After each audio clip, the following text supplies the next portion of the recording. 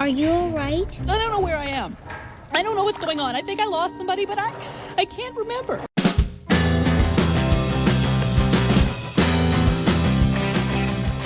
Hello everybody, welcome back to the channel. Welcome to the channel. If this is your first time, this is a tag video, and it's a really nice tag. It's fairly open-ended. It was created by Paul from The Accidental Bookseller, and I was tagged by Alan from Alan Reed. So thanks Alan for tagging me. And I've seen a few people do this, and it's a really interesting tag.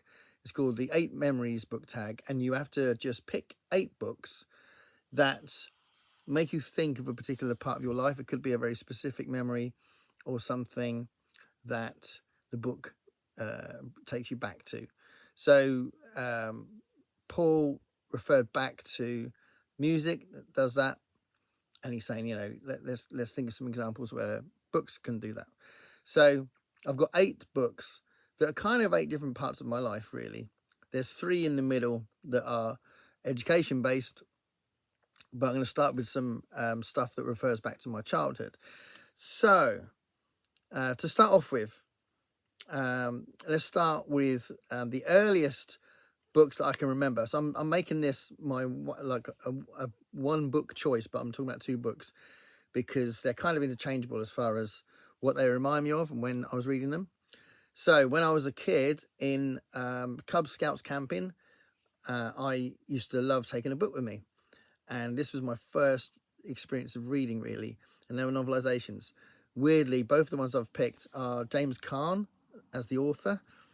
And one was The Return of the Jedi.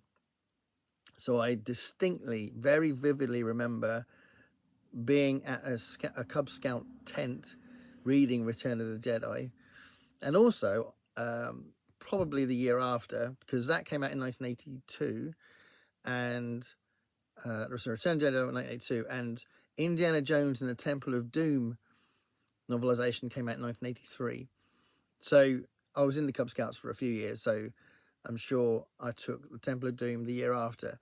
But I took those. It was those books and the Fighting Fantasy books were my first reading, the novelization books and Fighting Fantasy books. So those are very important books because they got me excited about reading. So the next thing I wanted to talk about was, I have talked about this a fair amount on the channel, but it's such a big part of my beginning of defining myself as a reader, and that's The Stainless Steel Rat, Harry Harrison. So it originally came out in 1957, but there's one specific one I wanted to talk about, which is the 5th book in the series, The Stainless Steel Rat for President, and that came out in 1984. And I distinctly remember just literally not putting it down. And it's the only book I can remember where I've read an entire novel in one day. Usually it takes me more than one day because I'd only have a few hours or whatever. But I remember I started early in the day and I just walked around with it in the house. You know, I would have been 13, I think, because I'm pretty sure I was already a fan of the series. And I think I read it when it came out. But maybe I was 14. I might have been 14 because I think I was reading a paperback. But anyway, I absolutely loved it, and I just couldn't let go of it. And I read it all day, and I read it in one day. So Stainless Steel Rat for President is kind of an important touchstone for that. And it is a fun book. And by that point in the series, Angelina, his wife, is very present in the series, but also has 2 kids. What are they called? I can't remember what they're called now. What are his 2 kids called? Bolivar and James. I think James and Bolivar. Wow, if I remember that, that's really cool. I think so. But I remember really loving Stainless Steel Rat for President. And so that's the second choice. The third choice, this is when we go into education. I wanted to talk about George Orwell's 1984. An absolutely, what's the word? Transforming work for me, and that shifted along that idea of my political consciousness.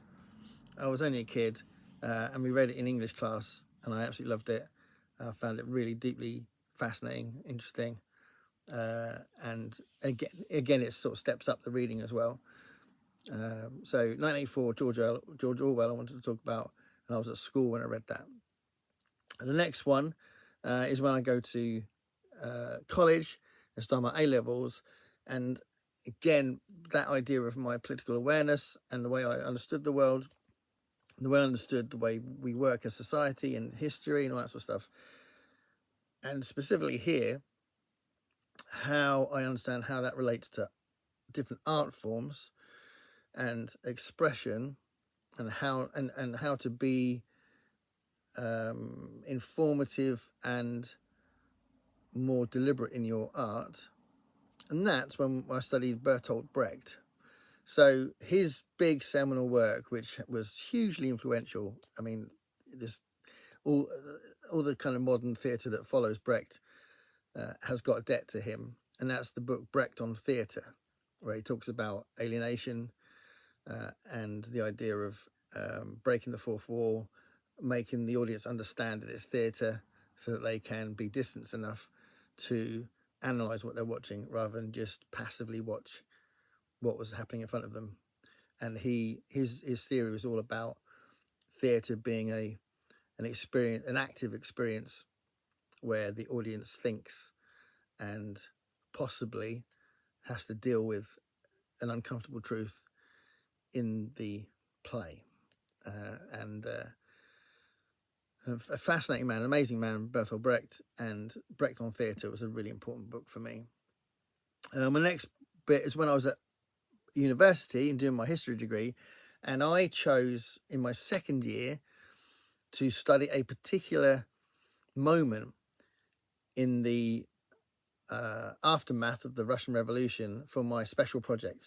So in the second year, you could pick anything you wanted, and you had to write a kind of like a mini dissertation. Obviously, the dissertation came in the third year, but in the second year, you had to write a slightly smaller version of a dissertation on anything you wanted. So it was kind of good practice for the dissertation in the third year. And I chose to write about the Kronstadt Rebellion. And there's one particular book that I used that was really useful. I read up on it in other books as well, but there was one book that was all about the detail of what happened. And just to cut a long story short, after the Bolshevik Revolution, there was a civil war. And the civil war kind of arose out of the fact that the hope and the aspirations that came out of the revolution couldn't be met straight away. So the people are like, what the hell did we do this for? Why did we let the Bolsheviks take over? Because they haven't delivered us anything. And Trotsky and Lenin have busily saying, hold on a minute, it's not going to happen overnight. But it didn't matter. It was out of control. You know, the dissatisfaction was out of control, and there was a civil war. And this particular boat had this revolt that was out of deep-seated resentment from this lack of change that was promised by the Bolsheviks. That was the Kronstadt Rebellion. It's really interesting. And it was just a really kind of like a microcosm of how they didn't meet the demands of the people, and you know, they needed something more concrete, which Lenin promised, but it didn't come straight away, so the civil war happened. So yeah, the Kronstadt Rebellion was a really interesting thing for me to study. Something a little bit more recent now for the next choice, and that is the Book of Forks, an amazing graphic novel by Rob Davis. And it's what's special about it, by the way, it is a very special book anyway. But when I got ill, I got lots and lots of presents. I had like an insane amount of presents, and like I had like, I don't know, over 800 messages on Facebook and comments and cards being sent. It was an amazing experience from the point of view of thinking, okay, it feels like someone will go to my funeral if I do die. It was very heartwarming from that point of view. But there was somebody who was a friend who I didn't realize was as close as he evidently was, who sent me a message saying, look, I know you're settee bound, you can't really move about.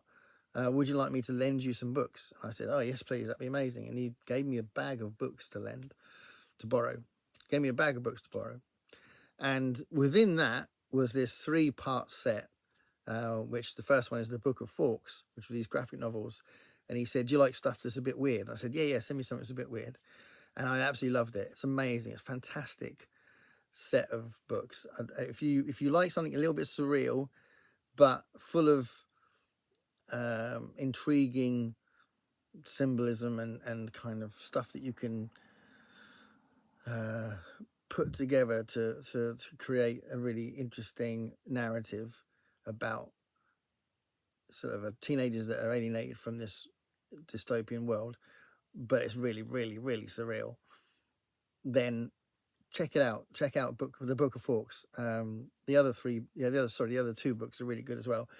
But yeah, that's the choice for that, because of how grateful I was that my mate sent me these books, or drove around with these books, and said, borrow these, and then, just give them back when you finished or whatever. So that was really nice. So that was the Book of Forks.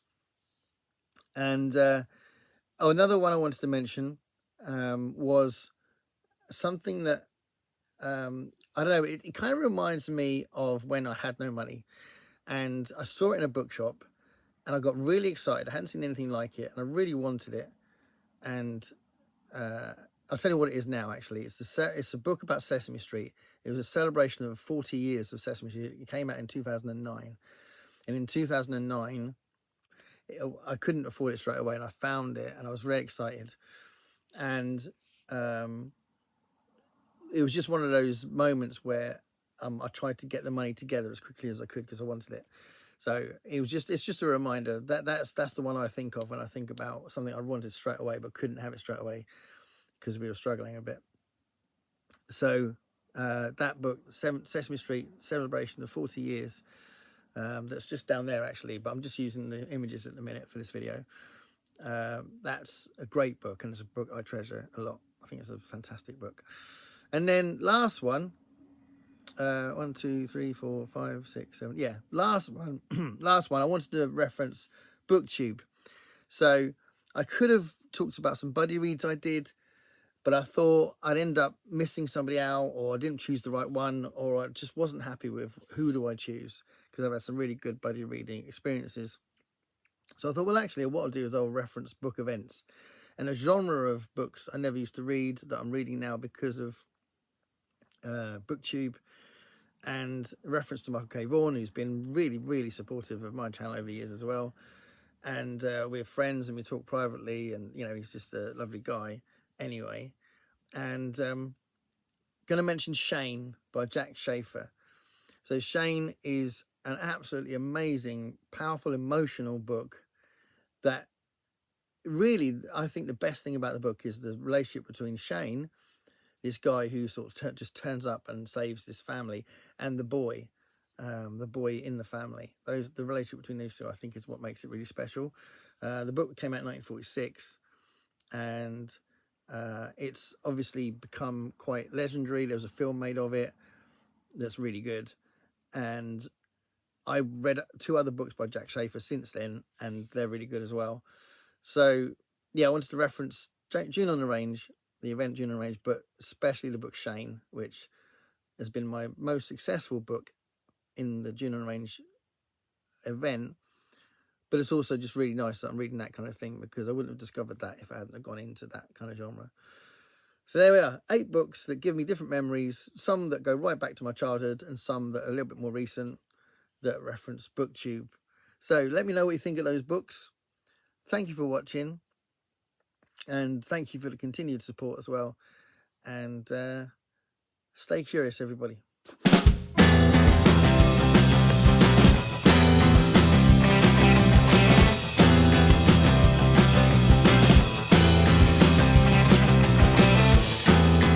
Paint me a picture of what it's like to